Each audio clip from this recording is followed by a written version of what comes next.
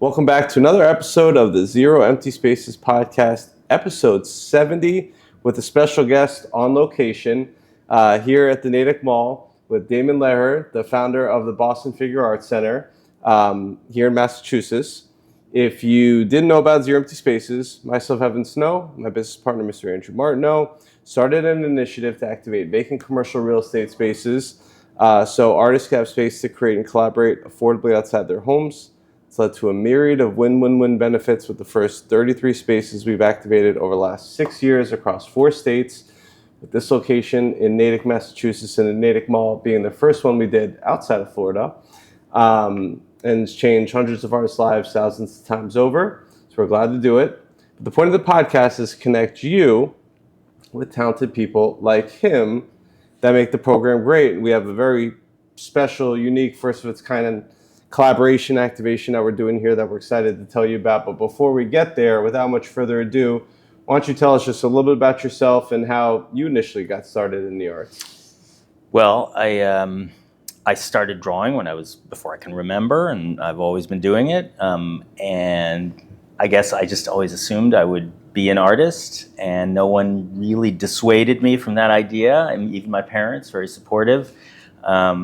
And which was crazy of them, but they did it, and so here I am. It's a lot of years later. And maybe for those that are not familiar with figure drawing, why don't you just give us, because this is the first figure drawing artist that we've had. So what is figure drawing, and what can we kind of see behind us here? Well, these are just sketches from the few weeks that we've been doing already here, leading up to this open house time. And for me, figure drawing is really central to my practice of art and to a lot of the historical practice. So I feel really connected to just hundreds, even thousands of years of other artists throughout history. Way back in the caves of Lascaux, when they're drawing, they have drawings of people and they have drawings of animals and handprints, and it's just very human. So. For me, it's just a magical thing. You can, you're representing the world of 3 dimensions on 2 dimensions. It's so many expressive possibilities, and you just feel connected to the art of all history.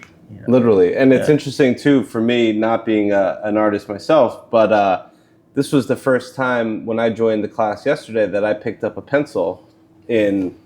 I couldn't tell you how long. Yeah. Well, I'm proud to have helped that happen. Yeah. It is, and it's a very cool process, and it's a great service that you're providing for the community. So how did you initially come up with this Boston Figurative Art Center BFAC idea? Yeah, I mean, to be honest, it wasn't exactly my idea to start. Sure. I want to give credit where credit's due. There was a guy who rented a small studio and reached out to me and a couple of other people. Maybe I'll say that again. That's fine.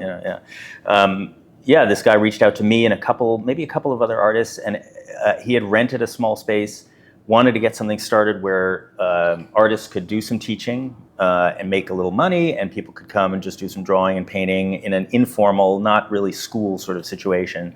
It was a business idea of a kind of a starting kind of business idea, and I just said, no, that'll never work. And then I came in anyway and started just drawing with them.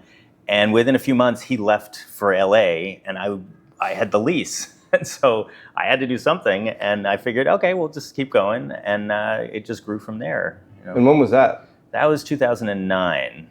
And where did that initially start? That was in Somerville, Mass, in the Vernon Street Studios, which are still there. It's a half of a factory where they're actively working, cutting foam and doing things, and they rent out half that they don't need to a few hundred artists. So we had one small space, and now we've graduated to 2 spaces that are bigger, and then we graduated to our very large space in another part of Somerville that is our real attempt to kind of bring this to the world, and that's how I think we met you. Yeah. So. And for those that haven't been, what could one expect to experience by visiting or potentially joining BFAC? I mean, I think what we're really about is creating a community where people can be creative but not isolated, so that just so many people love to do artwork of various kinds, creative things of various kinds, but they don't really know where to go to do that. The choices are kind of limited. You have to go to a class in an adult ed center or a school, or take something for credit, which is very expensive and is a big commitment. And you don't even necessarily see people except inside that class. So I want to start something that is more of almost a social environment, social club, third place kind of things, so that people can meet each other, in that way that you see people again and again in a natural way, and in informal ways, and you talk about this and that, and it's just a good creative environment where connections are made, social, creative, even professional, through, because people who come are mostly not professional artists. They're professional people in every realm, and they connect. And I think we've found some people some jobs, and we've definitely found people roommates, possibly life mates. I'm not sure yet, but it's definitely coming if it hasn't already happened. So yeah, that's the idea. And I like the inclusivity perspective. So it caters to all levels. I attempted at yesterday's and you class. were perfect. Yeah. Yes, my first attempt at live figure drawing, as well as there's also people that are advanced and mid-career and have now taken classes and workshops. How about for someone that might be interested in, not sure about the pricing? I'd like to think it's very affordable. So what kind of opportunities are you offering for people that want to dabble and get their feet wet? Yeah, we're trying to make it available to everybody who wants to do it. We will make it happen for you even if you have no money. We'll do some bartering, some helping, some volunteering, but basically it's kind of a gym membership sort of scale. A gym membership, $80-$100 a month. You come when and if you want, and you do some classes, some workshops, and you just hang out. So that's sort of the range is $80 to $100. Those are the two main price points at the moment. Students, we're really incentivizing, so that's $40 a month. They can come to as many things as they want, as many drawing sessions. We offer higher rates. There's a $300 membership where you get personal time with me to work on your artwork. So yeah, and we're constantly kind of shifting and trying to adapt and cater to what members want. So as things evolve, I'm sure pricing will evolve up and down and in every which way, that just to try to incentivize everybody to be able to do it. It's still pretty accessible, and if they're maybe just getting started and they're not sure if they want to commit to membership, they can drop in. Yeah, you can drop into any figure session for $25. You can join a workshop, which is variable pricing depending on what it is. If it's jewelry, it tends to be a little more expensive because of the materials. So maybe it's $40-$50 for a drop in to make some rings and take home some silver, jewelry that you make. And we split that revenue with the workshop teacher, so everybody wins, like you say. We're trying to be a platform for artists and craftspeople to teach and to bring their art to the world. So. No, it is, and it's a valuable service too, because teaching artists, it's one thing if you have the desire that you want to teach, but then you still have to get the students. Yeah. So the fact that you have student members, community, various times and days and different classes and different setups, it is a much needed thing, because a lot of artists, if they are fortunate enough to go to art school, once they leave art school, they lose the cooperative community studio space. Yeah. They lose the physical community of other artists in the program. Right. They lose access to the teachers, to the classes, and then you're kind of left to fend for yourself and figure it out. Yeah. So you guys are providing an incredible service that having met some of your new students as well as some of your existing students and members, can literally not just hear how they appreciate it. I'm literally seeing yesterday, and then when we walked around Somerville yesterday and just saw some of your members in the wild and saw their enthusiasm and saw them light up and saw, okay, I'll consider coming to the class tomorrow. Yeah. It really has changed people's lives. Are there any aside from the life mates that might or might not have happened yet, any other success stories that you like to share that come to mind? Oh gosh, success stories. I mean, Noteworthy stories, whatever kind of story. yeah. I mean, I just feel, for just personally, it's. I try to be the sort of first exemplar of the success, of the feeling of success that I'm hoping other people will get. So just, in some ways, the first member and person that this is for is me. I want to experience and, in a way, test out what I'm trying to offer to other people. And my life has just become so enriched by creating this, being part of it, just having the sense of connection to people, a sense that people see me and see what I'm doing artistically, and that so they can learn from my mistakes, watch me mess up in front of people and laugh about it, and I just feel kind of joy from that. So that's the first success, is just that, I feel like I've created something that has enriched and filled my life. And I think, if that's happening for me, it's easier for me to sort of empathize and kind of see when it's happening for other people. And so I guess that's the main thing. We've had successes. We've been written up in the Globe, the Boston Globe. I've been on the Culture Show with Jared Bowen on the local NPR station, and just had some nice successes. But it's we want to really have a grassroots success, a sense that that it's not that we're being touted by some culture maven or some gatekeeper, but rather that just people want our basic existence, and benefit from that. And that's the most gratifying thing, to see people coming and more people joining, and that. Which, as a testament to yesterday's class of the success, I mean, you had people from all backgrounds, all walks of life, age, race, socioeconomic status, students, retirees, that came here, some from afar and some from nearby, to partake in this experience. And I appreciate you sharing, from your own perspective, because as an artist or as a creative, what are the traditional ways that you are going to make it? You're going to sell your art. Maybe if you're one of the small percentage of artists that are fortunate enough to get picked up by a gallery, you might have some commercial success, but that, as we know, is for the few and far between. So for someone similar to myself, as a creative entrepreneur, you should, if you have integrity and authenticity, and if you're genuine, which clearly you can see he is, you should be able to pursue your craft, your passion, your creative outlet, your profession, whatever it may be. And in this instance, you're not just providing a phenomenal asset to the community for the third space component, which we both share a love for, but you're literally, as we're highlighting and really want to connect the dots for the viewer here, you're literally providing a platform where somebody, I know some of them did go to art school, then they went into their corporate life or their family life, and then they put their art to the side.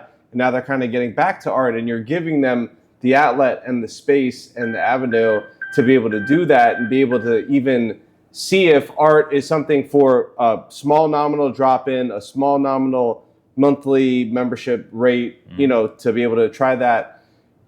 So for you to be able to provide that level of support is certainly noteworthy and appreciated. If somebody would like to support you and the BFAC and the work you're doing, what are some ways that people could reciprocate the support? Oh gosh, we certainly need money. So if you want to donate, we have a donation page. We're not a nonprofit. We're a regular LLC, so you can't take that off your tax bill. But you can join as a member, as a virtual member, if you're far away, and just sort of participate, and you can get in contact with us. And if you have a space and if you have a desire, we'd love to help you create something like this in your neck of the woods. Now, our connection is hopefully going to sort of turbocharge that process, because you have been so diligently finding these spaces that are really underused and could be such great connecting third places for people across the country that don't have them, so I think in some ways connect with you, and you connect with us, Yeah. and we'll bring a space to a mall near you. And it's been an interesting exercise, and it's a different model for us. For those that know, we take the empty spaces and we break them down into smaller bite-sized studio spaces, and maybe a 3,000 square foot space could have 7 to 10 artists. Each artist gets 100 square feet on average, and they pay set rate. And when that opportunity is full, then the space is full, and that's it. Whereas your model has been an insight and new opportunity for us to consider, right? Because you could have all these members who are not going to use the space all the time.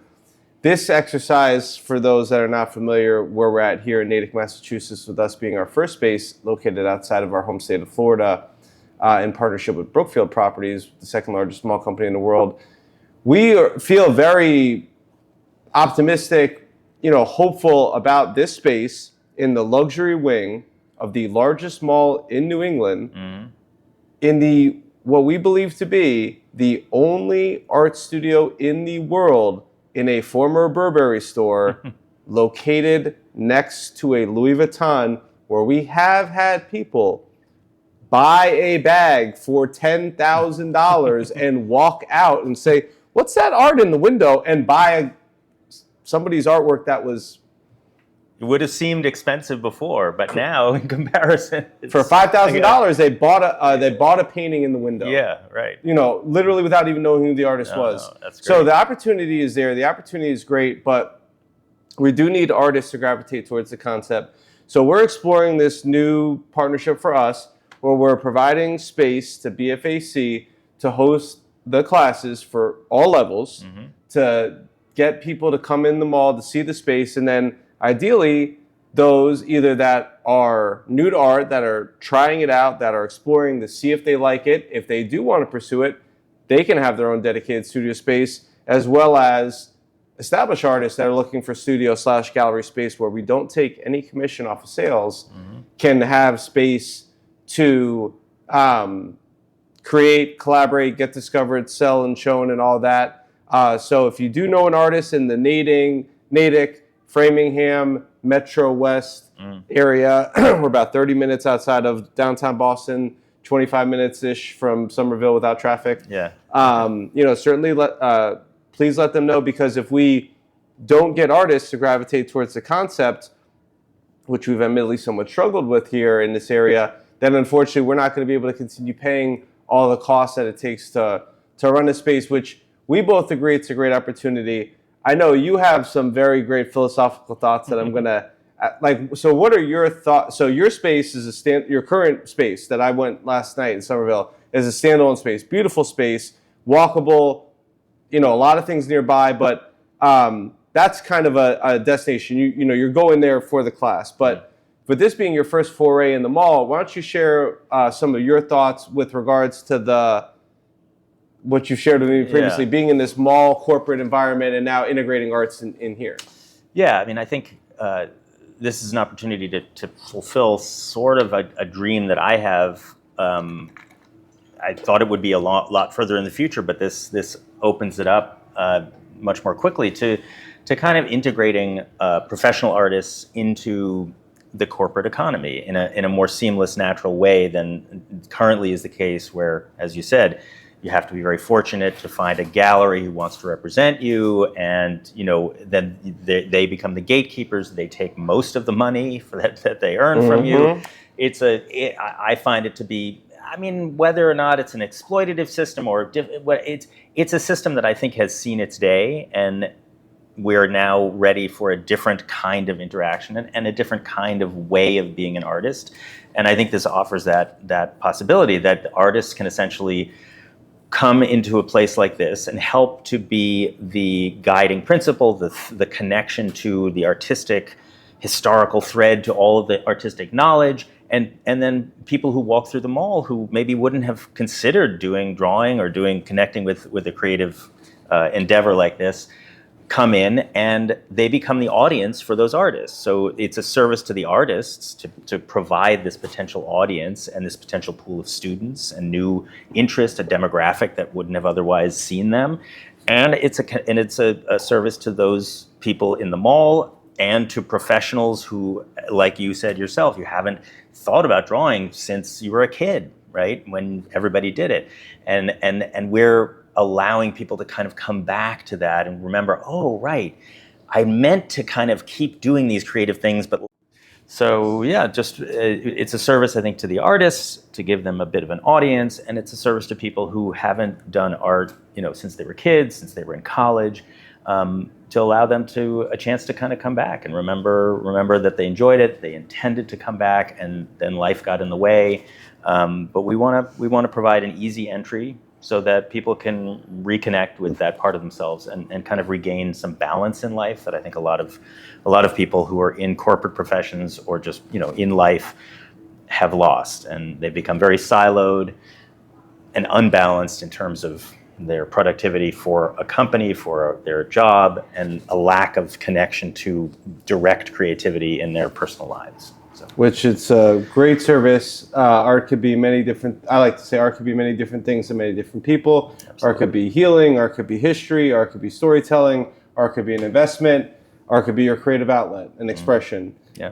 But by giving this opportunity, and it's also not just for those that want to draw and those that want to teach, you also have opportunities you're providing for people that want to host, that want to volunteer, that want to work in the arts in a different capacity. And you've got a great team of people. You even have, advisors now and people that have backgrounds in consulting and legal and other things that are fortunately gravitating towards BFAC and the invaluable work that you're doing to help really make this thing sustainable, because, this is not underwritten by, the Knight Foundation or the Bar Foundation or, a ton of grants. You don't have a big philanthropist behind this. Yeah. This isn't part of a university system. Yeah. This is as is our initiative as well, is not funded. These are bootstraps, passion projects, labor of loves that really take a lot of manpower, willpower, not only to create it, but then to sustain it. And you've been doing this now for 16 years-ish. Yeah. Which, I mean, big kudos, and testament to yourself and to everybody, and also even just all the students and the members that have helped sustain and keep this thing going, because, that's why that's why I'm here, and that's why I'm talking about these things, is we want to make these opportunities available. But if the community, unfortunately, does not support, we can't keep paying thousands of dollars to keep the lights on, in a mall, to give this opportunity that I've personally seen change 800 artists' lives thousands of times over. Absolutely.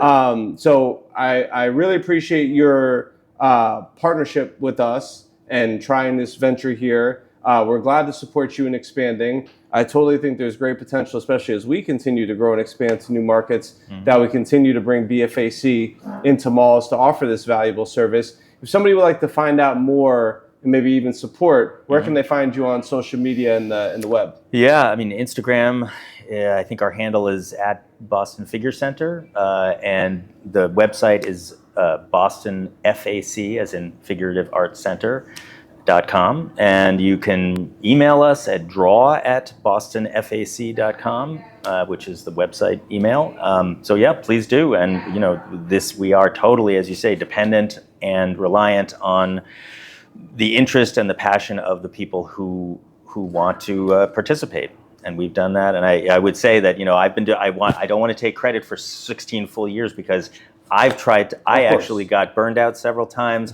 Tried to quit, and honestly, the reason I know it is a good thing is because when I tried to quit, people wouldn't let me, and they stepped up and they said, no, we'll do all the work for you. You just sign the lease and we'll do everything. And so when I was ready to step back in, it was not only still here, but had been improved, and the people who had brought their professional knowledge and made the website better, made the systems better, just everything had been done like as though by elves in the middle of the night, and I was just so gratified. And it just shows that people really, just they like this and the meaning it gives them and the sense of purpose. And so I feel obligated. I feel it's like it's a duty to kind of keep this going so that people can have that opportunity, and so I can have the opportunity because it's become my mission as well. So. Yeah, and it's a great. I mean, and you are at heart, and not just at heart, but I mean, you are an artist.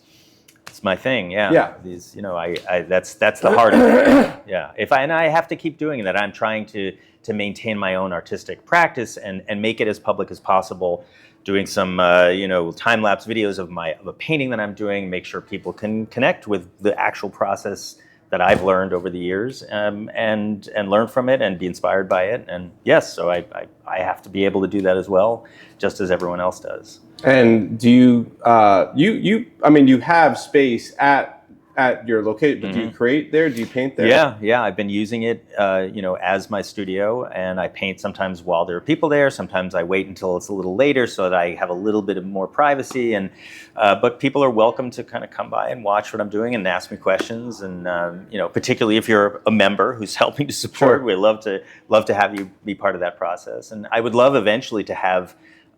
Somebody, we're talking to some developers of larger buildings. They have large spaces that need some artwork. If you're out there, developers, and you would like to commission a big painting, I would love to create a large work with members and people from the community, maybe students, people who are interested in learning the process, as sort of my crew. Like it's a connection to history where you would have a guild who would have a master artist and many helpers and assistants and apprentices, everybody creating something that would be really difficult for one person to make, and that brings people together it's like doing a mural, but just on an oil painting. Yeah, so it makes it more fun, more communal, a little bit more like, when I was in a band for a little while. It's a very communal, social thing where you're doing creative and expressive things, but you're talking to each other, and it's not lonely and for that reason. So yeah, we're trying to create an opportunity for people to be creative, but together, not isolated. So. And, office lobbies have artwork. That artwork doesn't just appear. Either the company can choose to commission, acquire, whatever the case may be. But when you support a artist, local, national, otherwise, that money in the creative economy goes a lot further. Every $1 into the creative economy stretches $9, 1 to 9 out into the community. Absolutely, yeah. So I would certainly encourage you, if you do have a office, space, yeah. a lobby, a building, a new development, whatever the case may be, to consider supporting local artists. Even if you don't have the ability to commission, we have an art leasing program that we put together where somebody could pay a fraction, 3% of the value of the artwork on a 3, 6, or 12-month rotating basis. They have an option to do lease to own. Proceeds go back to the artist. That's cool. We like to help facilitate those types of opportunities and hope to do some of that up here. And since you are an artist and since you are creating in the BFAC, the last question that we like to ask from the artist hat perspective is, what do you like the most about having a studio to create in outside of your home? Oh, God. To create, that's okay. That's all right. Go ahead. You're good. We'll edit it out. Or you will. Yeah. I think it's, everybody has their own kind of balance of how close to home they like to be. I've had studios very far, very distant in another state. I've had studios in my house. And I think the ideal thing is to have a studio that you can have a balance of privacy and connection to community, but honestly, the ideal thing is if it's walkable from where you live. Currently, I have to drive, but it's not too far from my house. So I love to have a sense of a little bit of separation, so I can have I can know that it's a place where I'm able and allowed to think only about the creative process. I don't have to do the dishes. I don't have to think about the taxes. And but it's not a lonely, isolated space where I go and it's just me and my thoughts and I don't see anybody. I did that for many years. It can be really difficult. It's a mental health issue. You really want to be in a place where the art, which is a communication mode, can actually do that work, and you can see people reacting to what you're doing and who you are and so forth. So, yeah, it's really important to me to have a place that is a little separated but not isolated. Yeah, because it's one thing to turn to your cat or your family member and say, "Hey, honey, what do you think about this piece of artwork?"